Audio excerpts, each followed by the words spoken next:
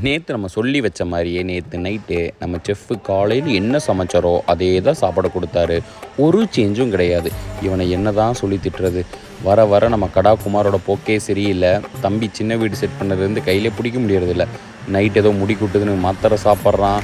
அது மட்டும் இல்லைங்க, நைட்டு 2 மணிக்கு என்னை எழுப்பி அண்ணே இந்தாங்கண்ணே பழம் சாப்பிடுங்கன்னு பழம் கொடுக்குறான்.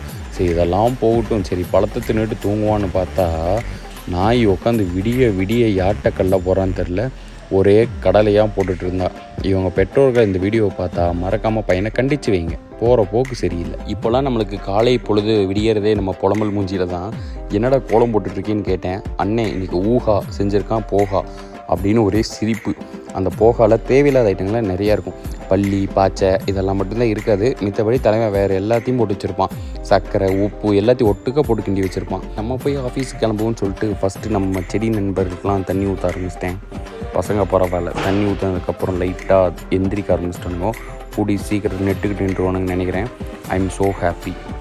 என்னடா முடி கீரி பிள்ளையாட்ட நிற்கிதுன்னு பார்க்காதீங்க. இன்றைக்கி அன்னையை தலை குளிச்சிருக்கேன், அதனால தான் முடி நெட்டுக்கிட்டு நிற்கிது. இது அடங்குறதுக்கு லேட் ஆகும். இப்போல்லாம் கேபு சொல்லி வச்ச மாதிரி ஆன் டைமுக்கு வருது. பறக்குமா. மத்தியானத்துக்கு அசந்து போயிட்டேன். அதாவது நேற்று இதே கலர் சாப்பாடு தான், இன்றைக்கி இதே கலர் சாப்பாடு தான். இதில் என்னென்னா கொஞ்சம் காய்கறி ஆட் பண்ணியிருக்கான். இந்த சாப்பாடு எப்படிலாம் டேஸ்ட்டுக்குன்னு கேட்காதீங்க. இதுக்கு குறையே சொல்ல முடியாது. ஏன்னா டேஸ்ட் இருந்தால் தானே அதில் நம்ம குறை சொல்லுவோம். சும்மா சவுக்குன்னு வெறும் சாப்பாட்டை சாப்பிட்டுக்கலாம். இது நீங்கள் சாம்பார் ஆட் பண்ணாலும் சாம்பார் சாதமாட்டு இருக்கும், ரசத்தை ஆட் பண்ணால் ரச சாப்பாட்டோட தான் இருக்கும். ஸோ இது வெறும் எம்டி சாப்பாடு. பிஜிக்குள்ளே வந்தோடனே நம்ம செஃப்பு ஒரே புலம்புல, இவ்வளோ கம்மியாக சமைக்க வச்சு என் கையை கட்டிட்டீங்கன்னு. அவன் கையை வெட்டி தான் போட்டுக்கணும். இன்னொரு விஷயம் பார்த்தீங்களா, நம்ம டைம் பீஸும் நம்ம கடா குமாரெல்லாம் வீட்டை காலி பண்ணுறாங்க. அதாவது நம்ம சின்ன வீடு வச்சுருக்கானே கடா குமார், அவங்கூடையே நம்ம டைம் பீஸும் செட்டில் ஆகலாம்னு முடிவு பண்ணிட்டோம். ஒரு வருத்தமான இது. ஆனால் நானும் கூடிய சீக்கிரம் சின்ன வீட்டோடு சேர்ந்துருவேன்.